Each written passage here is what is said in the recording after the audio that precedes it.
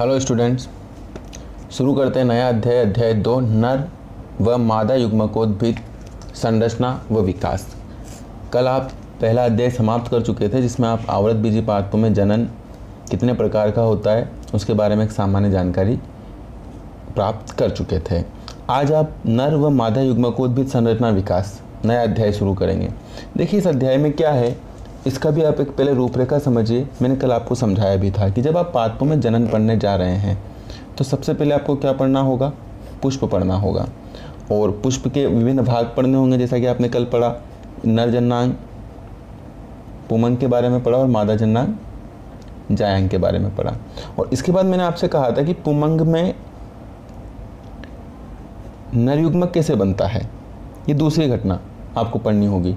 और मादा में मादा युग्मक का निर्माण कैसे होगा ये आपको पढ़ना होगा। तो ये तो हम कल पढ़ चुके थे। तो अब नए अध्याय में जो हम पढ़ रहे हैं यहाँ से आगे कि जो आपने कल पुमंग और जायांग पढ़ा था, तो पुमंग में यानी कि नर जननांग में नर युग्मक कैसे बनेगा, और जो आप शब्द देख रहे हैं नर युग्मकोद्भिद यानी इस नर युग्मक से जो संरचना बनेगी आगे उस संरचना को आप क्या कहेंगे, नर युग्मकोद्भिद। जनरली नर युग्मक के लिए ही नर युग्मकोद्भिद शब्द कंसिडर कर लिया जाता है, लेकिन नर युग्मक जब अंकुरित होता है आगे जा कर के तो उससे जो एक नई संरचना बनती है उसको आप क्या कहते हैं, नर युग्मकोद्भिद कहते हैं।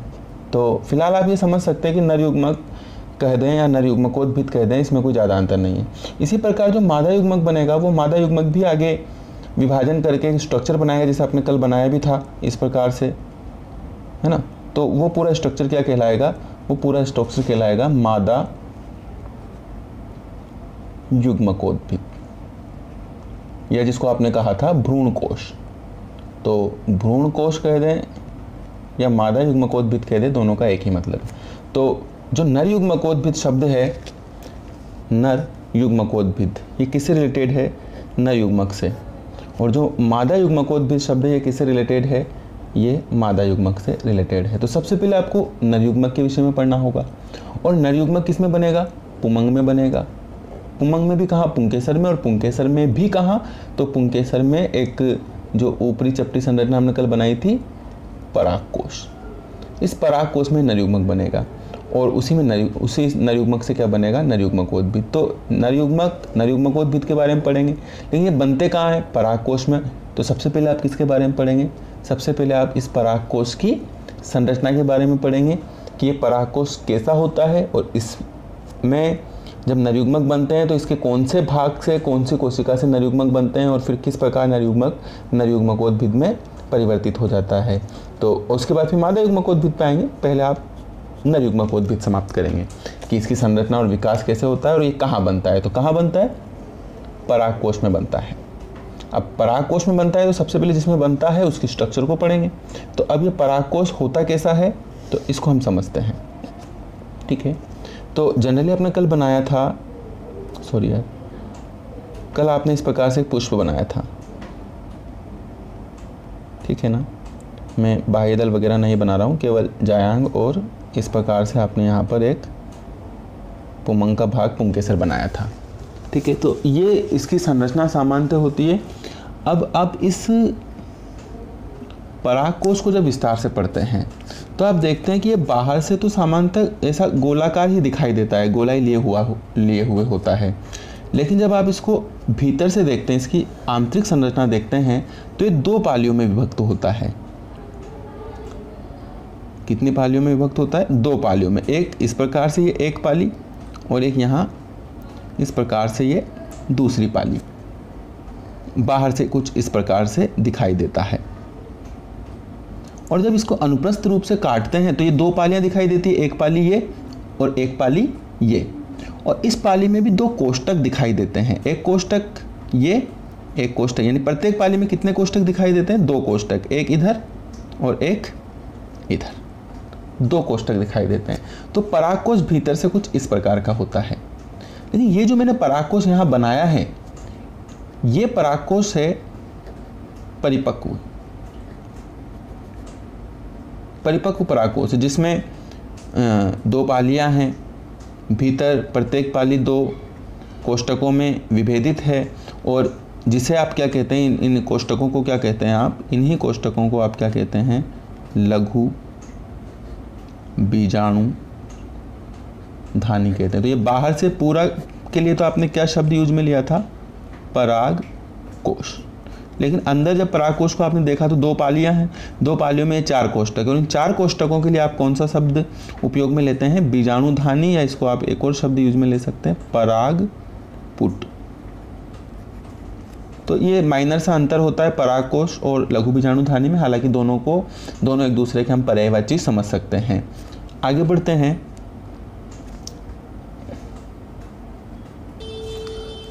कि हम जो बात कर रहे हैं ये तो किसकी बात कर रहे हैं, परिपक्व। तो अगर परिपक्व परागकण ऐसा है तो अपरिपक्व कैसा होता है। तो देखिए अपरिपक्व में कैसा होता है, वास्तव में ऐसा नहीं होता। हम केवल बाहरी स्ट्रक्चर की बात करें, केवल यहाँ इस अंदर तो क्या है, अंदर तो ये इस प्रकार से चारों पालियां जो है अंदर इस प्रकार से ना, ये कोष्ठक इधर, ये कोष्ठक भी अंदर जा रहा है, तो ये इस प्रकार से। तो हम तो केवल यहाँ से देखते हैं, क्योंकि जो यहाँ दिखाई दे रहा है आपको वैसा ही स्ट्रक्चर कहाँ है, अंदर तक है। अगर आप यहाँ से भी काटेंगे तो यही स्ट्रक्चर दिखाई देगा। तो इसी स्ट्रक्चर की हम बात करते हैं, ऊपरी स्ट्रक्चर की, ये वाला स्ट्रक्चर हम देखते हैं। तो परिपक्व अवस्था में तो कुछ ऐसा दिखाई देता है, लेकिन जब ये परिपक्व नहीं होता है, अपरिपक्व अवस्था में होता है, तो ये भाग एक्चुअल में दिखाई कैसा देता है। देखिए बच्चों, आप इसको समझिए, फिर बाद में हम पूरी थ्योरी को यहाँ क्लियर करेंगे। और मैं समझता हूँ कि इसके बाद आपको लघु बीजाणुधानी में और कुछ सीखने की आपको या पढ़ने की आपको ज़रूरत नहीं पड़ेगी। ये परिपक्व अवस्था और अपरिपक्व अवस्था कैसी होती है, आप यहाँ देखिए कि पहले ये सब कुछ नहीं होता है। पहले क्या होता है, अगर आप एक यंग एंथर यानी कि परागकोश को देखें, अगर एक अपरिपक्व परागकोश को आप देखें, तो अपरिपक्व परागकोश में केवल इस प्रकार का स्ट्रक्चर होता है। एक ऐसा थोड़ा बनाता हूँ मैं, बड़ा सा, इसको थोड़ा बड़ा करके बनाता हूँ कि एक इस प्रकार से बाहरी परत होती है, इस प्रकार से एक बाहरी कोशिकाओं की परत होती है। बाहर की कोशिकाएं हैं, ऐसा बना देते हैं इसको थोड़ा, ये बाहर की कोशिकाएं हैं, ठीक है, ये पूरा हमने बना दिया। और इन बाहर की कोशिकाओं को आप क्या कहेंगे, जो कोशिकाएं बाहर होती है उसको बाह्य त्वचा हम हिंदी में कह देते हैं, बाह्य त्वचा, या इंग्लिश में हम इसके लिए एक टर्म यूज में लेते हैं एपिडर्मिस। क्या कहते हैं इनको, एपिडर्मिस। तो बाहर तो अभी भी ऐसा ही है, जी हाँ, बाहर तो परिपक्व अवस्था में भी जब ये परिपक्व हो जाएगा और इस प्रकार का बन जाएगा, ठीक है, तो बाहर की व्यवस्था में कोई परिवर्तन नहीं होगा, ये बाह्य त्वचा तो एज इट इज़ रहेगी। लेकिन भीतर ऐसा नहीं होता है, जो आप यहाँ देख रहे हैं भीतर ऐसा नहीं होता है। पूर्व में कैसा होता है, देखिए मैंने ये एरो लगाया है, इसका मतलब ये नहीं है कि इससे ये बन रहा है, मैं सिर्फ बता रहा हूँ कि यह अवस्था पूर्व में कैसी होती है। तो मैं इसको काट देता हूँ, नहीं तो आपको लगेगा कि यार हम जो है ऐसा बता रहे हैं कि इससे ये बनता है, ऐसा नहीं है। ये परिपक्व अवस्था है, और मैं वापस यहाँ से घुमा करके ऐसे लेकर के आ जाऊँगा तो आपको समझ में आ जाएगा कि परिपक्व होने के बाद इस प्रकार से कैसे दिखाई देने लगता है। तो एक बाह्य त्वचा होती है, और भीतर की तरफ क्या होता है, भीतर की तरफ केवल विभज्योतकी कोशिकाओं का समूह होता है। केवल क्या होता है, इस प्रकार से बहुत सारी कोशिकाएं होती है जिनको आप विभज्योतकी कोशिकाएं कहते हैं। अंदर की साइड विभज्योतकी कोशिकाएं होती है, और इन विभज्योतकी कोशिकाओं में भी क्या होता है कि कुछ कोशिकाएं थोड़ी आकार में बड़ी होती है, डिफ्रेंटिएट होती है। अच्छा, एक और बात कि ये जो विभज्योतकी कोशिकाएं जो अंदर की साइड है, इनको आप क्या कह सकते हैं, इनको आप कहते हैं अधस्त्वचा, अधस्त्वचा। और हिंदी में आप इसको इंग्लिश में आप इसको क्या कह सकते हैं, हाइपोडर्मल सेल, जो कि विभाजन की क्षमता रखती है। और विभाजन की क्षमता में क्या होगा कि यहाँ पर विभाजन कौन करता है, तो विभाजन करने के समय जो इनर साइड पे, अंदर की साइड पे, इस अधस त्वचा की कुछ कोशिकाएं, सारी कोशिकाएं तो नहीं, लेकिन कुछ कोशिकाएं क्या करती है, सघन जीव द्रव्य वाली हो जाती है। सघन जीव द्रव्य वाली थोड़ी बड़ी हो जाती है आकार में, सघन जीव द्रव्य वाली, यानी सघन जीव द्रव्य से तात्पर्य गाढ़े जीव द्रव्य वाली हो जाती है, और आकार में भी अपेक्षाकृत क्या हो जाती है, बड़ी हो जाती है। और इस प्रकार से जो ये सेल्स बनती है जो बाकी अधस्त्वक की कोशिकाओं की तुलना में आकार में बड़ी है और गाढ़े जीव द्रव्य वाली है, इन कोशिकाओं को क्या कहते हैं? तो इन कोशिकाओं को कहते हैं जो अधस्त्वक की ही कोशिकाएं हैं लेकिन बाकी कोशिकाओं से थोड़ा अलग रूप ले चुकी है। इन कोशिकाओं को कहते हैं प्रपसु कोशिका। पूछ लिया गया परीक्षा में एक बार कि प्रपसु कोशिका क्या है, तो इन कोशिकाओं को आप प्रपसु कोशिका कहते हैं, जिसको इंग्लिश में आर्ची स्पोरियल सेल कहा जाता है। आर्ची स्पोरियल सेल इनको इंग्लिश में कहा जाता है। तो ये जो है ये हो गई। अब हम हिंदी मीडियम को थोड़ा ध्यान में रखकर पढ़ रहे हैं तो मैं यहाँ से समझाता हूँ आपको कि ये जो सेल्स हैं इन सेल्स को क्या कहते हैं? प्रपसु कोशिकाएं कहते हैं। और ये प्रपसु कोशिकाएं क्या करती है? परिणत विभाजन करती है, यानी चारों तरफ पूरे तल में विभाजन करना शुरू करती है। और जब विभाजन करना शुरू करती है तो ये लगातार एक नई परत का निर्माण करना शुरू कर देती है। जैसे यहाँ से इस कोशिका को ही ध्यान में रखता हूँ कि ये कोशिका विभाजन कर रही है, ऐसे सारी कोशिकाएं विभाजन करेगी। जैसे ये कोशिका विभाजन करेगी ऐसे सारी कोशिकाएं विभाजन करेगी। जैसे मान लीजिए इसने विभाजन किया तो विभाजन करके क्या किया इसने? ये एक कोशिका और बना ली। भाई एक कोशिका विभाजन करेगी तो 2 हो जाएगी ना। तो इस प्रकार से विभाजन के फलस्वरूप यहाँ 2 कोशिका हो गई, एक तो यहाँ बाहर की तरफ और एक ये भीतर की तरफ। तो इस प्रकार से ये सारी कोशिकाएं विभाजन करेगी और लगातार विभाजन होता जाएगा तो ये परतें आगे की तरफ खिसकती जाएगी। इस प्रकार से ये विभाजन आगे चलता जाएगा। इसमें बाकी की सेल्स भी जो है इसमें, ये तो केवल मैंने एक परत के रूप में बना दिया, परंतु ऐसा नहीं होता है। जो प्रपसु कोशिकाएं हैं वो अंदर की साइड भी हो सकती है और ये इस प्रकार से विभाजन करेगी। तो मैं ये कह सकता हूँ कि जो पहला विभाजन होता है परिणत विभाजन, उसके फलस्वरूप यहाँ 2 प्रकार की सेल्स बनती है। कितने प्रकार की सेल्स बनती है? 2 प्रकार की। तो जो ये बाहर की तरफ जो सेल बनती है, जो ब्लैक में मैंने बनाई हुई है, इस बाहर की तरफ की सेल्स को तो कहा जाता है, इसको कहा जाता है प्राथमिक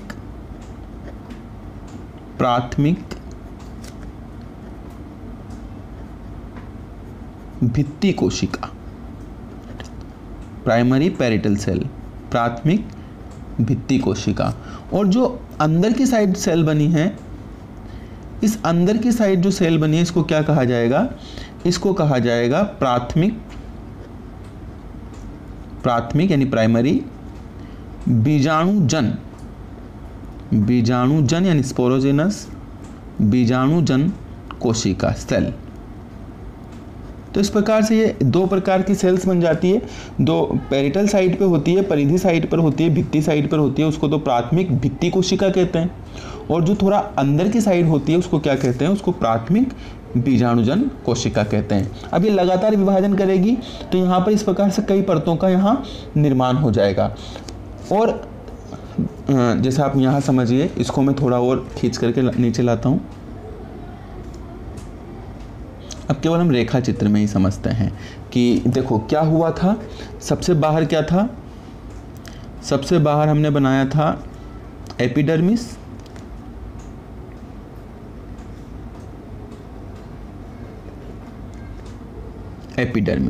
सबसे बाहर क्या था? एपिडर्मिस। अंदर क्या था? अधस्त्वक। लेकिन अधस्त्वक में क्या हुआ है कि उसकी जो कुछ सेल्स थी जिसको आप प्रपसु कोशिका कहते हैं, जिनमें विभाजन की कैपेसिटी होती है, वो विभाजन करके क्या करती है? 2 प्रकार की सेल्स बना लेती है। कौन कौन सी 2 प्रकार की सेल्स? एक तो प्राथमिक भित्ति कोशिका बना लेती है और एक प्राथमिक बीजाणुजन कोशिका बना लेती है, ये इस प्रकार से। और अच्छा, यहाँ तो मैंने एक एक बना रखी है, लेकिन वास्तव में होती कितनी? मैनी बहुत सारी कोशिकाएं इस प्रकार की बन जाती है। और जब वो बहुत सारी कोशिकाएं बन जाती है तो वो अरेंज होना शुरू होती है। कैसे अरेंज होगी? तो अरेंज किस प्रकार से होगी? तो सबसे पहले सबसे पहले एक परत बनेगी, इस प्रकार से परत बन जाएगी, इस प्रकार से ये एक परत बन जाएगी।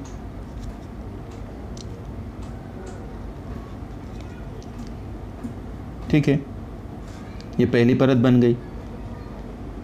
और ये परत कौन बनाएगा, इधर वाली, क्योंकि पेरिटल साइड पे है ना, बाहर की तरफ है, परिधि की ओर, या यूँ कहूँ कि भित्ति की तरफ। तो ये परत कौन बना रही है, प्राथमिक भित्ति कोशिका ने ये परत बनाई है। किसने बनाई है, प्राथमिक भित्ति कोशिकाएं जो एकत्रित हुई है, क्योंकि बीजाणुजन कोशिकाएं तो भीतर की साइड पर है, लेकिन जो बाहर की साइड पर जो प्राथमिक भित्ति कोशिकाएं हैं वो इस परत का निर्माण करती है। कौन सी परत है ये, तो देखिए सबसे बाहर तो कौन है, सबसे बाहर तो मैंने कहा हमेशा कौन होगी, बाह्य त्वचा या एपिडर्मिस ही होगी। तो सबसे बाहर कौन है, मैं हिंदी में लिख रहा हूँ, बाह्य त्वचा यानी कि एपिडर्मिस। अब जो ये नई परत बनी है जो कि किसने बनाई है, प्राथमिक भित्ति कोशिका ने बनाई है, इसको कहा जाता है अंतस्थीसियम या एंडोथीसियम भी इसको इंग्लिश में कहा जाता है। अंतस्थीसियम अभी रुकती नहीं है, अभी ये कई विभाजन करती है। तो यहाँ पर कुछ कोशिकाएं और होती है, वो एक बार फिर अरेंज होकर के एक नई परत बनाती है, एक नई परत का निर्माण करती है, एक नई परत का निर्माण करती है। एक और परत बन गई, इस प्रकार से ये एक और परत बन गई। इस परत को क्या कहा जाता है, इस परत को कहा जाता है मध्य परत। यहाँ पर तो मैं केवल एक रेखा के रूप में आपको दिखा रहा हूँ, लेकिन वास्तव में ये जो मध्य परत बनती है, ये मध्य परत वास्तव में लगभग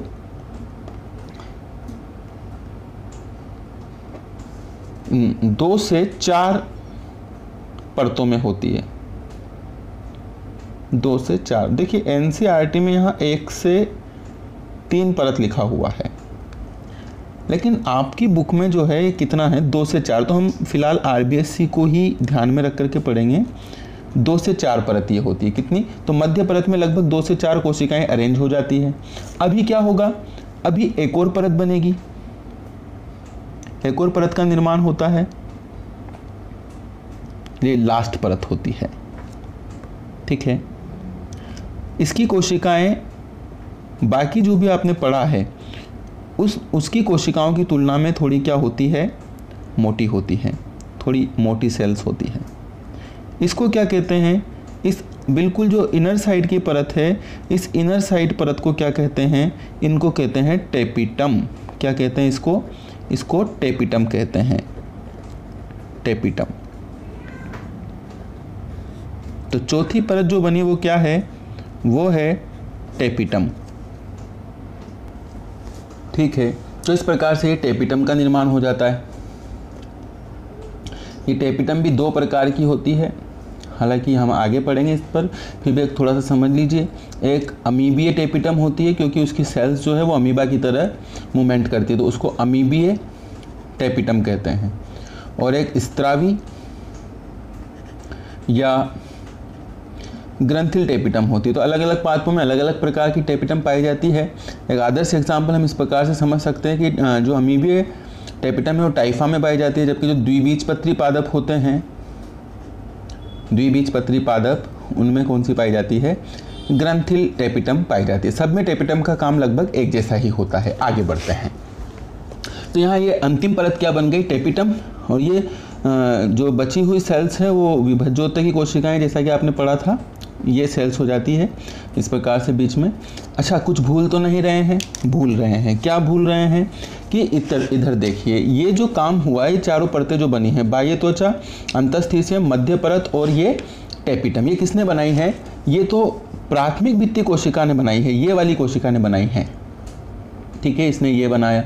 तो प्राथमिक भित्ति कोशिका ने ये 4 परतें बनाई हैं, जिसको अब आप क्या कह सकते हैं, यहाँ से लेकर यहाँ तक ये जो तैयार हुआ है, इसको आप कह सकते हैं पराग कोश की भित्ति। क्या कह सकते हैं इसको आप, पराग कोश की भित्ति आप इसको कह सकते हैं। और ये कौन बनाता है, ये बनाता है प्राथमिक भित्ति कोशिका। तो प्राथमिक भित्ति कोशिका आगे विभेदित होकर के क्या बनाती है, पराग कोश की भित्ति, जिसमें कितनी परतें होती है, 4 परतें। कौन कौन सी, बाह्य त्वचा, अंतस्थीसियम, मध्य परत और टेपिटम, ठीक है, जो कि 2 प्रकार की होती है, अमीबी, स्त्रावी। अमीबी किस में बनती है, टाइफा में, और स्त्रावी किस में बनती है, द्विबीजपत्री पादप में। भूल क्या रहे हैं, भूल ये रहे हैं कि भीतर की तरफ भी एक कोशिका बनी थी, उस कोशिका को क्या कहते हैं, प्राथमिक बीजाणुजन कोशिका कहते हैं। तो ये प्राथमिक बीजाणुजन कोशिका जो अंदर की साइड थी, ये भी कई सारे विभाजन कर लेती है, ठीक है, कई सारे विभाजन कर लेती इस प्रकार से।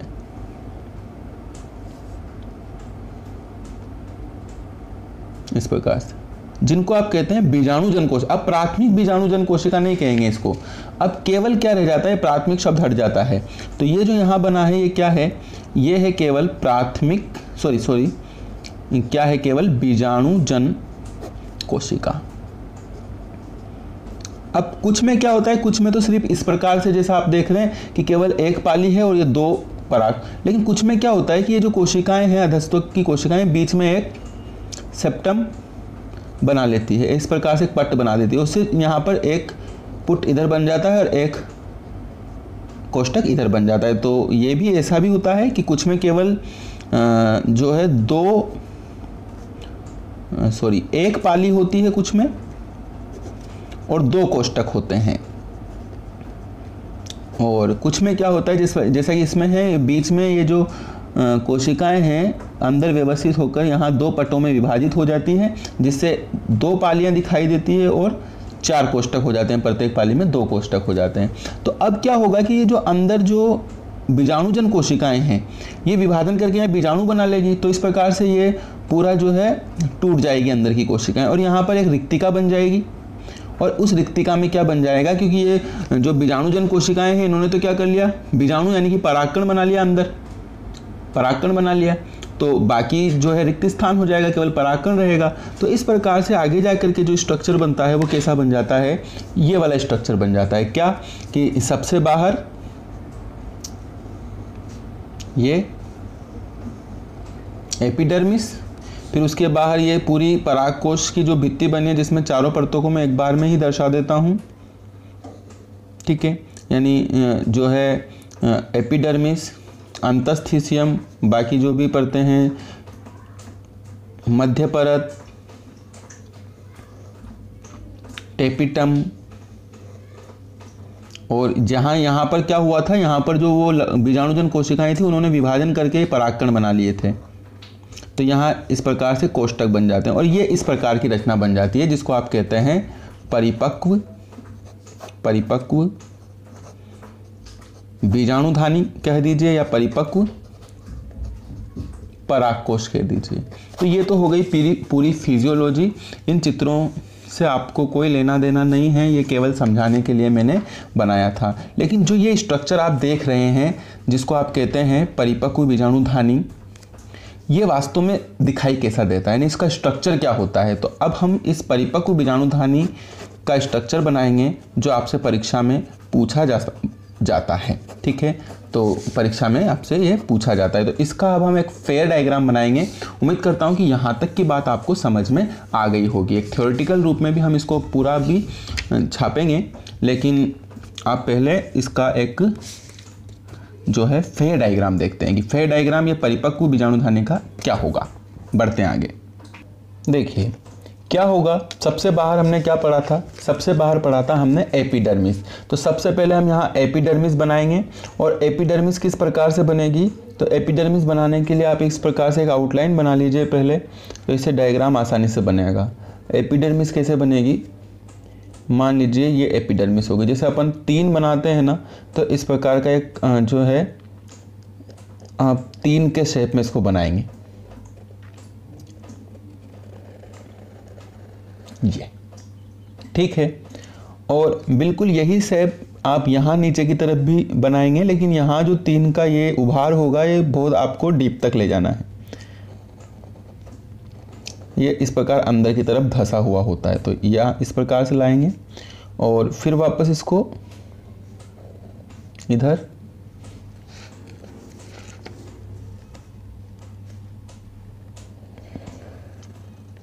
ये एक आउटलाइन तैयार हो गई।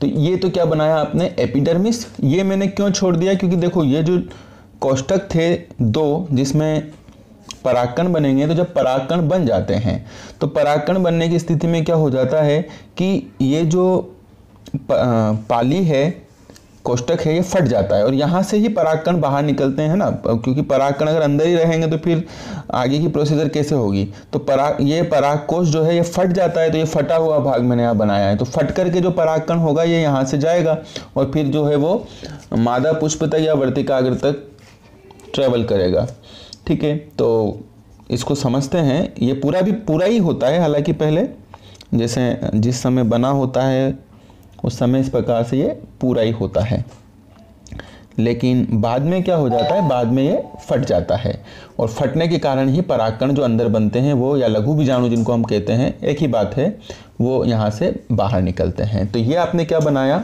आउटर सरफेस एपिडर्मिस बनाया। तो आप एपिडर्मिस की हम इस प्रकार से सेल बना सकते हैं, ये इस प्रकार चपटी कोशिकाएं एपिडर्मिस,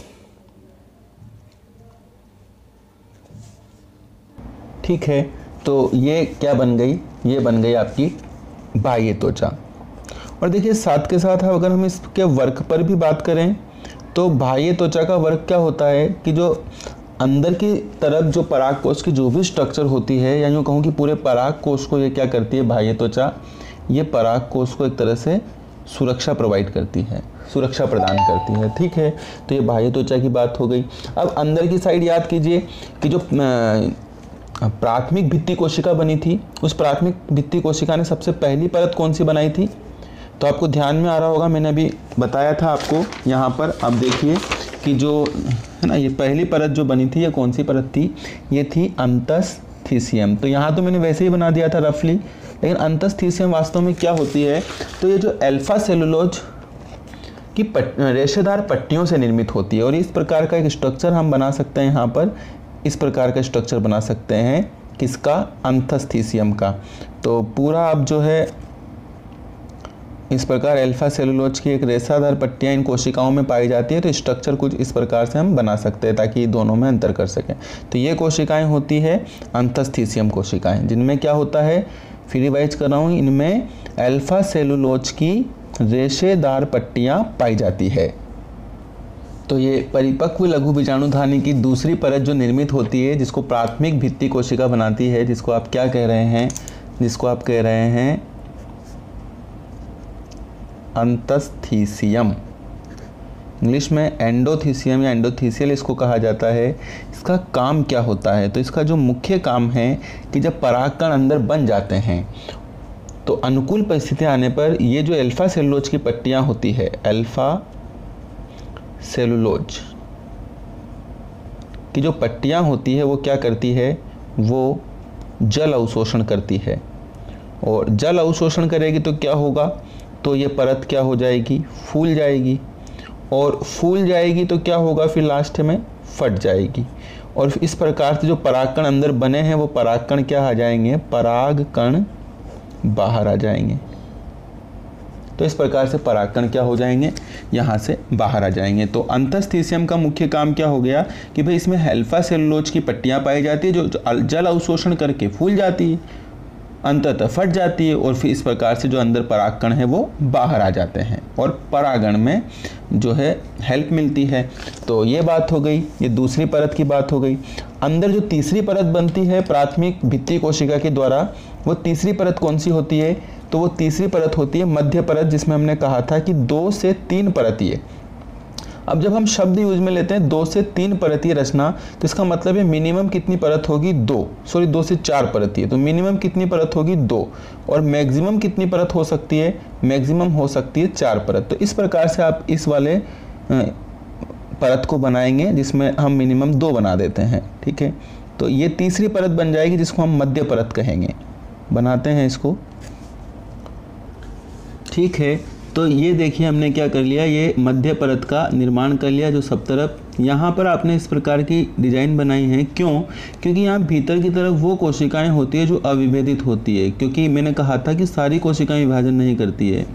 अधस्त्वक की केवल वो कोशिकाएं विभाजन करती है जो आकार में बड़ी और सघन जीवद्रव्य वाली होती है। तो बाकी जो सेल्स है वो यहाँ बीच में एज इट इज़ इसी प्रकार से रहती है, ये विभाजन में पार्टिसिपेट नहीं करती है। तो यहाँ जो डायग्राम है वो कुछ इस प्रकार का बन जाता है। अब ये वाली परत भी हो गई। इस वाली परत को आपने क्या कहा है, इस वाली परत को आपने ये यहाँ पर सिंगल, इसको भी डबल कर देते हैं, ठीक है ना। तो ये वाली परत कौन सी हो गई, ये वाली परत हो जाती है आपकी मध्य परत, ठीक है। ये पहली परत बाह्य त्वचा, दूसरी अंतस्थीसियम, तीसरी परत कौन सी हो गई, तीसरी परत हो गई मध्य परत। अब अंतिम परत की बात करते हैं जो सबसे भीतर की साइड होती है जिसको आप क्या कहते हैं, टेपिटम। ये केवल किसकी बात कर रहे हैं, जो प्राथमिक भित्ति कोशिका बना रही है। वहाँ दो प्रकार की कोशिका बनी थी, एक प्राथमिक भित्ति कोशिका बनी थी और एक प्राथमिक बीजाणुजन। तो प्राथमिक बीजाणुजन की तो हम अभी बात ही नहीं कर रहे हैं, हम केवल किसकी बात कर रहे हैं, प्राथमिक भित्ति कोशिकाएं इन 3 परतों का निर्माण करती है। एक ऑलरेडी होती है बाह्य त्वचा, तो जो तीसरी परत है वो कौन होती है, वो होती है टेपिटम। और ध्यान देना कि टेपिटम की कोशिकाएं जो है, अब तक जितनी भी कोशिकाएं बनी थी उन कोशिकाओं की तुलना में थोड़ी क्या होती है, मोटी होती है, इस प्रकार से। ये है टेपिटम सेल्स, ठीक है, ये टेपिटम सेल्स होती है। और जैसा मैंने आपको पहले बताया था कि टेपिटम सेल्स कितने टाइप की हो सकती है, तो टेपिटम सेल्स जो है वो 2 टाइप की हो सकती है, ग्रंथिल भी हो सकती है और अमीबीय भी हो सकती है। इसी प्रकार से टेपिटम सेल्स इधर भी होती है, ठीक है, सिंगल लेयर में ही बना देते हैं टेपिटम को, ठीक है ना। तो ये टेपिटम सेल्स हो गई। और अब अंदर की बात करते हैं, तो अंदर कौन सी कोशिकाएं होती है, अंदर होती है बीजाणुजन कोशिका। अब मैं यहाँ बनाऊंगा नहीं बीजाणुजन कोशिकाओं को, चलो एक कोष्टक में बना के बताता हूँ कि बीजाणुजन कोशिकाएं कैसी होती है। इस प्रकार से अंदर की तरफ ये बीजाणुजन कोशिकाएं होती है, लेकिन आपको बीजाणुजन कोशिकाएं नहीं दिखाई क्योंकि ये परिपक्व है ना। तो यहाँ भी एक्चुअल में इन बीजाणुजन कोशिकाओं ने क्या किया है, ये बीजाणुजन कोशिकाएं विभाजन करके यहाँ क्या बना चुकी है, परागकण बना चुकी है। तो जो हम बनाते हैं उस समय बीजाणुजन कोशिकाओं को एक पोर्शन में कहीं पे भी, जैसे यहाँ बना देता हूँ मैं बीजाणुजन कोशिकाओं को, ये बीजाणुजन कोशिकाओं का समूह। तो ये इस प्रकार से जो ये बीजाणुजन कोशिकाओं का समूह है, ये यहाँ मैंने बनाया है। सेम ऐसा ही समूह यहाँ होता है, ऐसा ही समूह यहाँ, ऐसा ही समूह यहाँ होता है और ऐसा ही समूह यहाँ होता है, लेकिन दिखाई नहीं देगा आपको। क्यों? क्योंकि विभाजन करके क्या बना चुकी है, विभाजन करके ये परागकण बना चुकी है। इस कोष्टक में भी यहाँ पहले क्या थी, बीजाणुजन कोशिकाएं थी, लेकिन विभाजन करके क्या बना चुकी है, परागकण बना चुकी है। इस प्रकार से ये परागकण बना लेगी। और ये जो टेपिटम है, टेपिटम भी बहुत कम आपको दिखाई दे रही है। क्यों? क्योंकि ये टेपिटम भी टूट जाती है और टेपिटम टूट करके ये जो विकसित होते परागकण हैं, इन विकसित होते परागकणों को पोषण प्रदान करती है तथा इनकी सुरक्षा के लिए विभिन्न संरचनाओं का परागकणों के चारों ओर निर्माण करती है। तो टेपिटम भी ऑलमोस्ट क्या हो जाती है, टूट जाती है। तो टेपिटम भी आपको यहाँ दिखाई नहीं देगी। सेम घटना यहाँ होगी, अंदर क्या बन जाएंगे, परागकण। किससे बने, बीजाणुजन कोशिकाओं से बने। यहाँ पर भी क्या बने, परागकण। किससे, बीजाणुजन कोशिकाओं से। तो बीजाणुजन कोशिकाएं तो परागकण बना चुकी है। दूसरी बात जो ये टेपिटम है, ये भी टूट जाएगी, यह भी आपको बहुत कम दिखाई देगी लेकिन बहुत कम मात्रा में। क्यों? क्योंकि टेपिटम भी टूट कर क्या करती है, इन परागकणों को पोषण प्रदान करती है। ठीक है, तो ये जो चौथी परत है टेपिटम, ये क्या करती है, इसका इंपॉर्टेंट वर्क है परागकणों को पोषण प्रदान करती है। क्या करती है, परागकणों को पोषण प्रदान करती है। अंदर क्या बन गए ये, है ना। अब ये तो हो गई पूरी भित्ति, ये भित्ति के चारों भाग है, बाह्य त्वचा, अंतर स्थितियम, मध्य परत, टेपिटम। ये परागकोश की भित्ति है जो किससे बनी, प्राथमिक भित्तीय कोशिका से बनी। और अंदर क्या देख रहे हैं आप, तो अंदर यहाँ इस साइड बना देता हूँ। अंदर आप क्या देख रहे हैं, अंदर आप देख रहे हैं परागकण, या आप इनको कह दें लघु बीजाणु। अच्छा, ये लघु बीजाणु नहीं थे, ये क्या थी, यहाँ पर कौन सी कोशिकाएं थी, यहाँ पर थी बीजाणु जन कोशिकाएं थी। और इस बीजाणुजन कोशिका से ही क्या हुआ है, इससे ही ये परागकण बनते हैं। तो यहाँ पर आपको बीजाणुजन कोशिकाएं देखने को नहीं मिलती है। और बीजाणुजन कोशिकाएं किससे बनेगी, तो आप पूर्व में हमने पहले बात करी थी कि जो अपरिपक्व परागकोश होता है उसमें सबसे पहले क्या बनती है, प्राथमिक बीजाणुजन कोशिका बनती है। और उसी से क्या बनता है, उसी से बीजाणुजन कोशिका, उसी से क्या बनता है, परागकण। तो ये जो स्ट्रक्चर आप देख रहे हैं यहाँ पर, ये स्ट्रक्चर हो जाता है किसका, चित्र आप बोल सकते हैं परिपक्व बीजाणुधानी। तो अब को ध्यान है हमने क्या पढ़ा है, वो स्ट्रक्चर जो आप पुष्प में यहाँ ऐसे करके बनाते हैं ना, परागकोश, वास्तव में वो परिपक्व परागकोश कैसा दिखाई देता है, ऐसा दिखाई देता है। और इस परागकोश में हम कहते हैं कि परागकण बनते हैं। तो परागकण कहाँ बनते हैं, ये वो परागकण हैं जो फटने के बाद यहाँ से क्या हो जाएंगे, बाहर निकल जाएंगे और वर्तिकाग्र पर जाकर निषेचन की प्रक्रिया को आगे बढ़ाएंगे। तो ये पूरा लघु बीजाणुधानी आज हमने कंप्लीट किया। अब तुरंत इसका एक हम रिवीजन ले लेते हैं कि हमने आज क्या क्या पढ़ा। ठीक है, तो एक क्विक रिवीजन हम लेते हैं कि आपको नोट्स में क्या लिखना है या आपके पास जो लिखा हुआ है तो क्या लिखा हुआ है, क्या याद करना है कि परागकोश या लघु बीजाणुधानी क्या है। तो हम कह सकते हैं कि पुंकेसर का सबसे ऊपरी चपटा भाग है। इसमें क्या होता है, तो इसमें पराग कणों का निर्माण होता है। इसका संरचना की अगर बात करें तो संरचना कैसी है, तो हम कहेंगे कि बाहर से तो गोलाकार होती है लेकिन भीतर से 2 पालियों में विभक्त होती है। प्रत्येक पाली में क्या होता है, तो 2 कोष्ठक होते हैं जैसा हमने चित्र में समझा, और 2 कोष्ठक होते हैं जिनको हम क्या कहते हैं, उन कोष्ठकों को लघु बीजाणुधानी या परागपुट कहते हैं। आगे बढ़ते हैं कि अगर हम बात करें कि जो अपरिपक्व अवस्था से परिपक्व लघु बीजाणुधानी होती है या जो परिपक्व लघु बीजाणुधानी होता है उसका स्ट्रक्चर कैसा होता है या परिपक्वन कैसे होता है, तो हम कहेंगे कि जो अपरिपक्व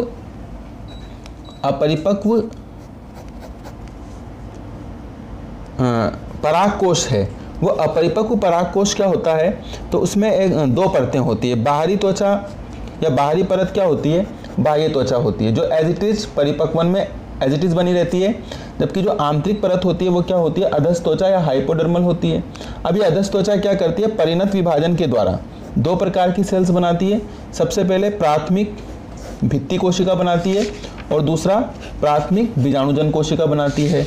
आगे क्या होता है कि जो प्राथमिक भित्ति कोशिका है वो आगे विभाजन करके परागकोश की भित्ति का निर्माण करती है जिसमें 4 परतें होती है। बाह्य त्वचा जो परागकोश की सुरक्षा करती है, अंतःस्थितियम जो पराग प्रस्फुटन है, परागकोश प्रस्फुटन परागकोश को फटने में हेल्प करती है क्योंकि इसमें अल्फा सेलुलोज पट्टियां पाई जाती है जो नमी को अवशोषित करती है। तीसरी परत बनती है मध्य परत और चौथी परत बनती है टेपिटम, जिसका काम होता है जो परागकण बनेंगे अंदर उनको पोषण देना। इधर जो दूसरी सेल बनी थी प्राथमिक बीजाणु कोशिका, वो क्या करती है, वो बीजाणुजन कोशिका बनाती है और बीजाणुजन कोशिका से क्या बन जाता है, लघु बीजाणु या परागकण। इसी परागकण को ये क्या करेगी, टेपिटम पोषण प्रदान करेगी। तो ये थी लघु बीजाणुधानी। अच्छा, जाते जाते एक बात और मैं आपको बता देता हूँ कि यहाँ जो आपने ये पढ़ा था तो हमने इसको क्या कहा था, ये वाला जो एरिया है इसको हमने क्या कहा था, लघु बीजाणुधानी, या इस पूरे सेक्टर को क्या कहा था, लघु बीजाणुधानी। ये लघु बीजाणुधानी है, लेकिन जब इसमें परागकण बन जाते हैं इन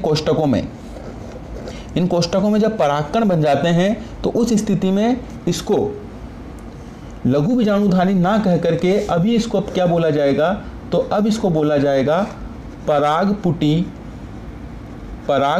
या पॉलन सेक्स इसको कहा जाता है, यानी पराग कणों का थैला। तो ये इसको कहा जाता है। तो ये भी 1 नंबर में पूछा जाता है, इसको भी आप ध्यान रखना। आज के लिए इतना पर्याप्त है, कल इससे आगे की बात करेंगे। धन्यवाद।